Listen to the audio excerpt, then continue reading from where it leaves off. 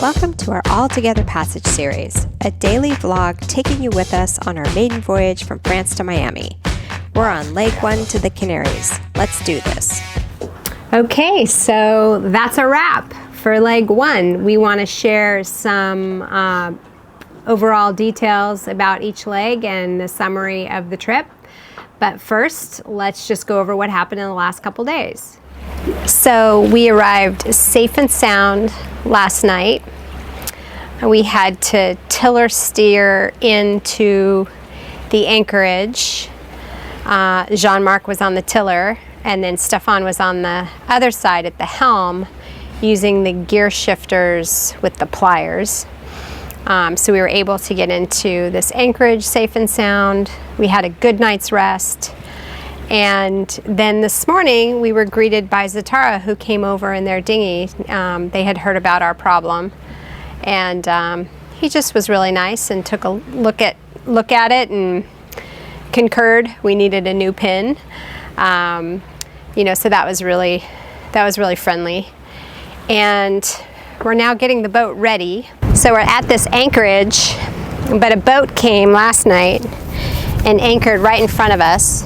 On top of our anchor, so they're gonna have to move because we're leaving.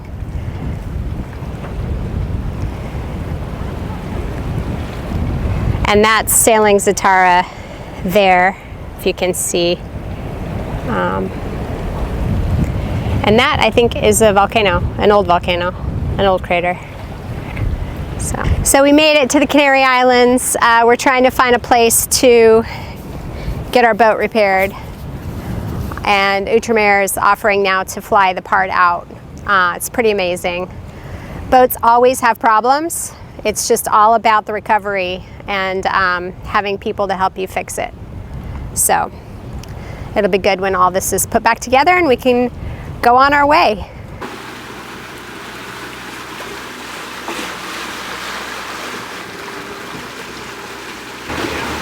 This is our final approach. Coming in here. Jean-Marc's gonna do the tiller. I'll do my best. He's killing it with the tiller. And Stephane does the gear shifters, and I'm at the windlass. Okay, guys. Good. Whoop whoop. Yes. Is anybody else excited or just me? Oh, do you consider today the arrival? Yeah. I consider last night. Oh, okay. Dropped the hook. Today we're just moving ourselves. Oh, really? Yeah. Okay. Well, this is the grand finale of leg 1. Come on, Jean-Marc. He's just excited to get off the boat. We made it! I'm so happy to be here. Internal anxiety. But it's a beautiful, almost sunset, and here we are. And we have a long way to go to the marina on Monday. It's just right around the corner. It's just right there. Yeah. Yeah. So on Monday we got a spot. From Monday, Tuesday, Wednesday, Thursday. Is that right? So yeah, that's the plan. Plans are out. First, thank you to everyone who watched the videos and sent comments. It was really nice couldn't read all the comments, obviously we were busy, but at time during watch it was nice to be able to catch up with some comments and some insightful comments, or some made us laugh, so that was really good. So thank you so much for taking the time to post some messages. And yeah, it was really fun. It really did feel like we were all together. We had some regular people commenting, which we just loved, and we really felt like you were part of the trip. So that was a lot of fun. All right, so now we want to just kind of cover with you the overall trip statistics. So I'll give an overview, and then Stephane will go through the legs. So overall, we did about 1,470 nautical miles total. And it took 11 and a half days, roughly, and that includes all the stops. And we spent 1,100 euros in fuel. So that's just kind of the overall piece. We wanted to spend $0, but that didn't work out, as you guys know. So why don't you walk us through the different legs? Yeah, so there was obviously two big legs. There was the Lanzarote to Gibraltar, and then Gibraltar to the Canaries, to Lanzarote. So talking about the first part, that took us about 6 days. That included an overnight. We decided to anchor one night late and wait the whole day and leave kind of in the evening to let kind of the stronger wind go by. And that was good also to take a little break, a little breather, because it gets tiring after a while. We also used that time to refuel. The first part of that first leg, so it was the first couple days was code 65, so that was more kind of close reaching. We had some sailing with a little bit of motoring, but that was a good mix until the last 3 days of that first leg, which was just brutal. Just yeah, it was motoring, brutal. Motoring, and more motoring, and so that was definitely challenging. So to give you a little bit more numbers in the actual, I think motoring, what we calculated is like 3 days and 19 hours of motoring. Versus taking into account as when we were moving, versus the sailing. So let me give you some data about sailing. And this sailing. is still in the first part of the leg he's talking about. Yeah, up to Gibraltar. Yeah. So sailing-wise, overall, the average wind we faced on that first leg was 11.2 knots. A max wind was 36 knots. The actual sailing, we averaged 6.1 knots. So there was, like I say, more kind of a close reaching, and we had a max speed of 13 knots. So that's the detail of the first leg. In that first leg, in our mind, at least the way we took it, it was get to Gibraltar, and then there was a transitional leg, kind of little leg that was just the orcas. It was the orca leg, basically. The orca leg. So it's sort of like this middle part where we were just all kind of on pins and needles, not knowing what was going to happen, and manifesting dolphins, which we were very successful doing. Yes. We saw a ton of dolphins, and that was great. We got across the strait and hugged the coast, and then once we got just a little bit north of Tangier, we just went out straight west and to try to catch the wind. So that was sort of the beginning of the second leg. Yeah, what was a little bit weird, it's obviously statistically, there will be a certain chance that we lose our rudders. That would have delayed the whole trip. The logistics of it would have been complicated. Statistically speaking, there was a chance. We didn't know really how much. It was fairly small compared to the traffic, I would say, of probably sailboats that goes through the Strait of Gibraltar, but it was not zero. What was a little bit nerve-wracking was for the whole month of October, part of November, mostly October, there was no sightings of orcas. And suddenly, just before we left La Grande-Motte, we started to see some. And from 3 pods too, not from the same pod. The encounters were coming from the coast of Spain, the coast of Morocco, and in Gibraltar. So, if you listen to the dock talk, people were the rumor was 50-50 chance of having an encounter. So it was definitely more than 0%, but we got really lucky, we feel like. And what was weird is, so you had encounters every day pretty much, and suddenly there was none. And so we felt like, oh, what's going on? Yeah. It's like you're like, or did they leave and they're just coming back when you were about to leave? I mean, your mind is playing tricks a little bit on you. So anyway, that was in itself, that was a little accomplishment to go through and check that out. And you couldn't also say, okay, now we crossed the strait and we are off. We waited another 24 hours to say, okay, now you're still kind of on alert. Yeah. So that was kind of a mental mini leg. But I forgot to mention. So in Gibraltar, we arrive at night, late at night. We spend that first night at anchor at La Linea. And the second night we spent it in the marina. And so it took the time to buy some groceries, to rest, to refuel, because that's every time you stop, it seems to be the case. And then we left. So on a Monday, November 13, which I thought about a couple times, didn't mention to Harley. I don't know if she thought about it. Well, it was Monday the 13th, not Friday the 13th. But one Okay. other thing I wanted to mention is we came into Gibraltar in the middle of the night in the dark.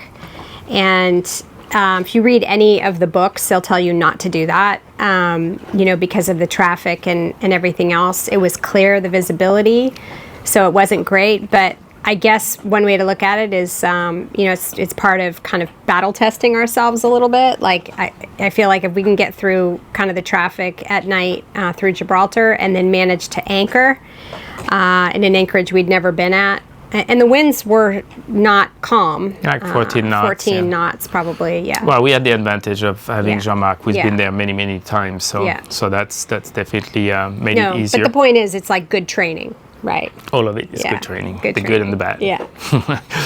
So. And that's when the gear shifter got caught in his coat, Yeah. too. So that was a little bit Yeah, as we that were entering added, Gibraltar. yeah. We got lucky. There was a little piece that we could use. Yeah. So the actual moving was 3.5 days between Gibraltar and the Canaries. So so there was about 734 nautical miles actually followed. There was, once we started sailing, there was the asymmetrical all the way. So that was almost all the way. So that was nice. And that's when we had the little tear.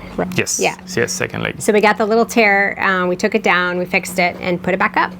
Yeah, so motoring for that leg, so we had 6.5 hours of motoring through Gibraltar, so across the strait all along the coast of Morocco.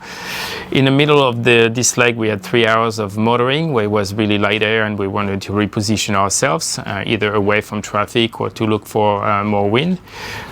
And at the end, after a little incident of losing the steering on the wheel, then we had about 13 hours of motoring where we did motor sailing to cover the last remaining miles to our final destination. So sailing-wise, that was about 2.5 days. Average speed overall was 7.2 knots. We had a max of 20.3. In boat speed. In boat speed. Yeah, knots. Okay. Want to be sure people aren't confusing that with wind speed. No. So yeah. What was the wind speed? The wind-wise, so we saw from 1.1 knots, so that was pretty low. We had averaged 12.5 knots. Second half part of the trip was a little bit more windy. Max wind was 22.5 knots. So I think during the last night you had under autopilot, I think you had seen 18 or something. So 18 knots on my watch. we were moving quite well overall, double digits all the time, and so that was cool. And maybe that 22.5 was probably when I was steering and trying to surf down the waves. And this is kind of a surfing machine, so I'm really excited about the Atlantic crossing. Yeah, so that sums up kind of the two big legs and the orca crossing in between. Mm-hmm. And we're happy to be here for a few weeks to get some things fixed. Outremer is flying out here to meet us on Monday, which is pretty awesome. Yeah, no, that's awesome. Really awesome. As I've mentioned a lot of times in our podcast as well, Covert Castaway, if you want to check that out, is all new boats have problems. It's not like buying a car, it's like building a custom home, and there's always a punch list. So what's important is how it gets fixed, repaired, addressed, and how problems get resolved and how responsive the company is. And we couldn't be happier with how things have gone so far. Yeah, and that's why it's called the shakedown. Yeah. And by contract, we mentioned it, you take the boat out for 2 months. We had a shortened shakedown, like about 5 weeks, because of also our timing to get the boat to Miami and give us some times in between each leg. And then you have the conditions you have during that time. So I think now the boat, I would consider... It's definitely shaken down after that upwind, motoring we had to do. And Stephane addressed why we had to motor into the wind versus take angles on the sail. The bottom line is that was the only direction that we could go. It was directly on the nose. And The we were bottom looking line- for VMG. I mean, The bottom line is the wind is never the issue. The sea state is always what's going to dictate of what you can do with the boat. And in this case, when you have land and stronger wind and worse sea state, then the best you can do is to stay in this narrow corridor. And since you have the wind on the nose, because the wind curves along the coastline, there's pretty much nothing you can do. So it's very, very specific also To the Med. To the Med. I'm sure in some other areas of the world as well. It's not Med only thing, but it's this type of geography, and yeah, that's what happens. I think because we got questions. You have a capable boat, you have a staysail, you have a capable crew. You can reef. You can take angles and go upwind. The boat certainly sails upwind, but why? It was sort of we made a choice to do what we did. Well, it's a combination of what's comfortable, more comfortable, more because it was not comfortable at all. But I would say it's more comfortable for the crew, and also you're trying to manage the boat, and sure you can put in those conditions, but it's going to be boat breaking conditions. So shakedown is good. I think you got a good shakedown, but to put yourself potentially in danger of breaking stuff, it's not smart especially sailing. Because we're getting ready to cross the Atlantic, and I think one of the conversations was really just about making sure we're not putting extra unnecessary miles on the sails. I know it sounds really like we're really gentle with the sails. They're really great sails. It's just we didn't want to put ourselves in a position to damage anything major before crossing the Atlantic. So that was another consideration. I really don't think there was any other option. The only other option, and somebody had this comment, and that was a valid comment, there is a lot of positive having a third party like a skipper on board. There's obviously many I could go into details about this, but one of the disadvantages is you have more of a timeline. So we would have been just the two of us, and probably looked at the bigger picture. We would have been, okay, we're just going to sit in the Med for 3-4 more days. You mean waiting versus sailing upwind? Yeah. Yes, we would have and it looked like the weather forecast after that was kind of light air, so it would have been motoring anyway, but motoring in better conditions. But you also know that it can change pretty quickly, and you can face then, like instead of the wind we were facing, it could be like 35, 40 knots like we had the week prior. Well, that's what I was going to say is, you could try to wait out a weather window, but in the Med, because we even saw that there was going to be less wind later and good wind when we left. So we actually thought the wind was going to be decent. We knew it was going to be, some of it was going to be upwind, but we thought it would be decent wind, and the conditions completely changed. So saying, oh, we're going to wait it out for the next weather window, you're just not sure that the weather that is being forecast is actually going to happen. And that's been our experience in the Med since we've been here. So, it's just a consideration. Maybe when the forecasts are more established and you can trust the forecast better, it's okay, but I don't trust the forecast here at all. So yeah, some models are pretty good in the Med, like a Rome for sure, but it's obviously not. It's only 2 or 3 days out, though. Yeah, 2 days. So the other thing is you have to take into account that we have some time here in the Canaries, and the time in the Canaries, purposely, we wanted to give ourselves some time because... in case things broke, Yeah, we have a new boat and we have a new model. It's not only just a new boat, it's also a new model. And so we expect to discover stuff, and what we want is to also give ourselves time here to get stuff resolved and also improve, because now we've noticed maybe little things to make it easier for us on how to handle certain things, little things that we haven't had a chance to do prior that we're going to be able to do now. So you're taking different things into account, and that was one to like, okay, let's get there, let's get the boat in good condition, the crew in good condition to get there. And then let's spend more time here fixing stuff and hopefully enjoying also. Yeah, and now we have the time. We're not like in this rushed hurry to fix things. I mean, we need to get the sail repaired. We have a little winch thing going on. The bilges, we've got a little tiny leak, and then the steering thing. So, I mean, I think we have enough time to get all of that done and just sort of relax and take a breather before we do like the next leg.